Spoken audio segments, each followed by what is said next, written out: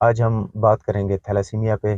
Basically thalassaemia एक genetic disease है, मौरूसी बीमारी है जो कि पेरेंट्स से बच्चों में ट्रांसफ़र होती है। ये थैलेसीमिया एक खून की बीमारी है कि जिसमें बच्चों में खून की कमी हो जाती है। इनिशियली शुरू में तो बच्चों में 1 माह बाद, 1.5 माह बाद बच्चों में खून की कमी होती है। वाहिद इलाज इसकी प्रिवेंशन है, यानी थैलेसीमिया को आप प्रिवेंट कर सकते हैं।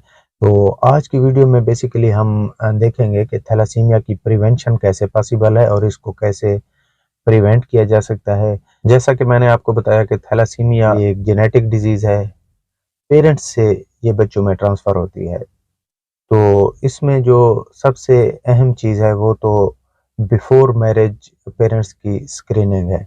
शादी से पहले दोनों पार्टनर्स की थैलेसीमिया की स्क्रीनिंग ज़रूरी है, क्योंकि अगर तो पेरेंट्स थैलेसीमिया से अफेक्टेड होंगे तो जो नए पैदा होने वाले बच्चे हैं वो भी थैलेसीमिया से अफेक्टेड हो सकते हैं।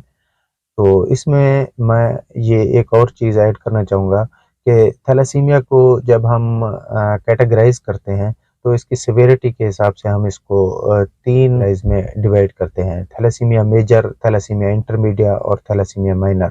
थैलेसीमिया माइनर जिसे हम थैलेसीमिया कैरियर भी बोलते हैं।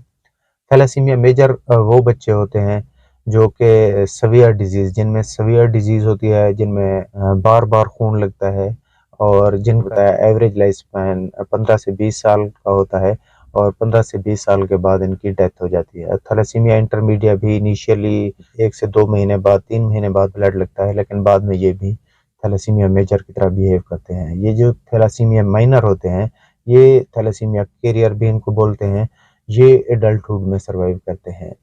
तो इसलिए बिफोर मैरिज ये स्क्रीन कर लेना चाहिए कि पार्टनर हैं, इनमें कोई पार्टनर थैलेसीमिया कैरियर तो नहीं है, थैलेसीमिया का कैरियर तो नहीं है। तो फिर इसमें ये चांसेस बन जाते हैं कि जो नए पैदा होने वाले बच्चे हैं, इनमें भी थैलेसीमिया के जो चांसेस हो सकते हैं। इसमें ऐसा होता है कि अगर तो दोनों पेरेंट्स अगर थैलेसीमिया के कैरियर होंगे, यानी दोनों पेरेंट्स में अगर थैलेसीमिया माइनर माइनर के जरासीम होंगे, तो ऐसी सूरत में जो नया पैदा होने वाला बेबी है, उसमें 50% चांसेस होंगे कि वो भी थैलेसीमिया का कैरियर हो सकता है और 25% चांसेस होंगे कि वो थैलेसीमिया मेजर का पेशेंट भी हो सकता है और 25% चांसेस हैं कि वो नॉर्मल बेबी भी हो सकता है। इसलिए ये बहुत ही इम्पोर्टेंट है कि पेरेंट्स की स्क्रीनिंग बहुत इम्पोर्टेंट है, अदरवाइज़ तो फिर उसमें बेबी में आने के चांसेस रहते हैं। थैलेसीमिया की प्रिवेंशन में जो सबसे अहम स्टेप है, वो बिफोर मैरिज स्क्रीनिंग है। इसके अलावा कुछ फैमिलीज़ हमारे पास ऐसी भी आती हैं कि जिनमें ऑलरेडी उनके 1-2 बच्चे थैलेसीमिया से अफ़ेक्टेड होते हैं, बल्कि 3, 4, 5, 6 इस तरह से फिर उनके बच्चे अफ़ेक्ट होते जाते हैं थैलेसीमिया के साथ। लेकिन अगर बिफ़ोर मैरिज स्क्रीनिंग नहीं हुई, तो उसके बाद भी थैलेसीमिया को प्रिवेंट करना चाहिए। थैलेसीमिया को प्रिवेंट किया जा सकता है।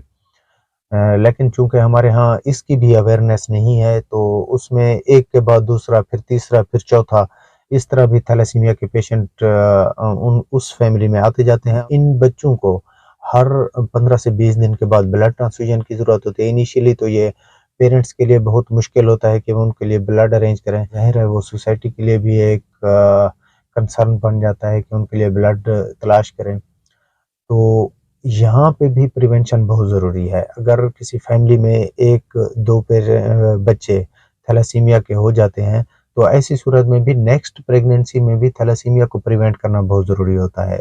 अगर किसी फैमिली में थैलेसीमिया के 1 या 2 बच्चे आ गए हैं, तो ऐसी सूरत में अगर वो नेक्स्ट प्रेगनेंसी प्लान कर रहे हैं, तो जो प्रेगनेंसी के 10 से 12 हफ्ते के दरमियान एक टेस्ट होता है जिसे हम कोरियानिक विलस सैंपलिंग कहते हैं। तो उस टेस्ट से भी हमें ये अंदाज़ा हो सकता है कि आया कि ये बच्चा थैलेसीमिया से अफ़ेक्टेड है या नहीं है। तो ऐसी सूरत में भी अगर ये बच्चा थैलेसीमिया से अफ़ेक्टेड है, तो ऐसी सूरत में पेरेंट्स को ये ऑप्शन दिया जा सकता है कि आया कि वो इस प्रेगनेंसी को टर्मिनेट करना चाहते हैं या वो इस प्रेगनेंसी को कंटिन्यू करना चाहते हैं। तो ऐसी सूरत में भी थैलेसीमिया को प्रिवेंट किया जा सकता है। तो थैलेसीमिया की प्रिवेंशन ही एक वाहिद ज़रिया है कि जिससे थैलेसीमिया को ख़त्म किया जा सकता है। तो इस तरह स्क्रीनिंग करके, बिफोर मैरिज स्क्रीनिंग करके और प्रेगनेंसी के 10 से 12 हफ्ते के दरमियान टेस्ट करके भी थैलेसीमिया को प्रिवेंट किया जा सकता है।